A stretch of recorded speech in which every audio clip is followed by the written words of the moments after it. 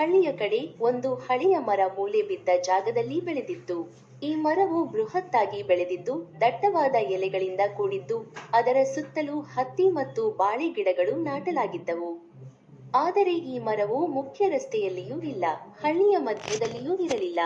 ಹೀಗಾಗಿ ಹಳ್ಳಿಯ ಜನರು ಈ ಮರವನ್ನು ಕಡೆಗಣಿಸುತ್ತಿದ್ದರು. ಅವರು ಬೇರೊಂದು ಉಪಯುಕ್ತ ಮರಗಳನ್ನು ಕಾಪಾಡಿದರೂ ಈ ಮರವನ್ನು ಯಾರೂ ಮುಖ್ಯವಾಗಿ ಕಾಣುತ್ತಿರಲಿಲ್ಲ. ಒಂದು ದಿನ ಬಿರುಗಾಳಿ ಮತ್ತು ಭಾರೀ ಮಳೆ ಹಳ್ಳಿಯನ್ನು ತತ್ತರಿಸಿತು. ಮಳೆ ಬಿದ್ದ ಆ ದಿನಗಳಲ್ಲಿ ಹಳ್ಳಿಯ ಬಹುತೇಕ ಮನೆಗಳು ನೀರಿನಿಂದ ಆವರಿತವಾಗಿದ್ವು. ಪ್ರಾಣಿಗಳು ಮತ್ತು ಹಕ್ಕಿಗಳು ತಮ್ಮ ಆಶ್ರಯವನ್ನು ಕಳೆದುಕೊಂಡವು. ಕಾಡು ಪ್ರಾಣಿಗಳು ಹೇಗೋ ದಿಕ್ಕು ತೋಚದೆ ಓಡಾಡುತ್ತಿದ್ದವು. ಆಗ ಮೂಲೆ ಬಿದ್ದ ಆ ಹಳೆಯ ಮರವು ಪ್ರಾಣಿಗಳ ಮತ್ತು ಹಕ್ಕಿಗಳ ಆಶ್ರಯವಾಗಿ ಪರಿಣಮಿಸಿತು. ಹಕ್ಕಿಗಳು ಮರದ ಎತ್ತರದ ಶಾಖೆಗಳಲ್ಲಿ ಕೂರಿ ಬಟ್ಟಲು ಕಟ್ಟಿದವು. ಕಪ್ಪೆಗಳು ಮತ್ತು ಸಣ್ಣ ಪ್ರಾಣಿಗಳು ಮರದ ಬೇರಿನ ಹತ್ತಿರ ಆಶ್ರಯ ಕಂಡವು. ಅಲ್ಲದೆ ಮನುಷ್ಯರು ಮಳೆಯಿಂದ ಪಾರಾಗಲು ಕೆಲಕಾಲ ಆ ಮರದ ತಳದಲ್ಲಿ ನಿಂತರು. ಮಳೆ ನಿಂತ ನಂತರ ಹಳ್ಳಿಯ ಜನರು ಮರದ ಮಹತ್ವವನ್ನು ಅರಿತುಕೊಂಡರು.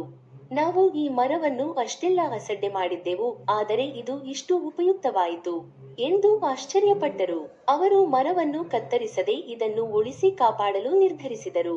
ಪಾಠ: ಪ್ರಕೃತಿಯಲ್ಲಿನ ಪ್ರತಿಯೊಂದು ವಸ್ತುವು ಅದರದೇ ಆದ ಮಹತ್ವವನ್ನು ಹೊಂದಿರುತ್ತದೆ. ನಾವು ಪ್ರಕೃತಿಯನ್ನು ಅರಿತು ಕಾಪಾಡಲು ನಮ್ಮವನ್ನಾಗಿ ಮಾಡಿಕೊಳ್ಳಬೇಕು.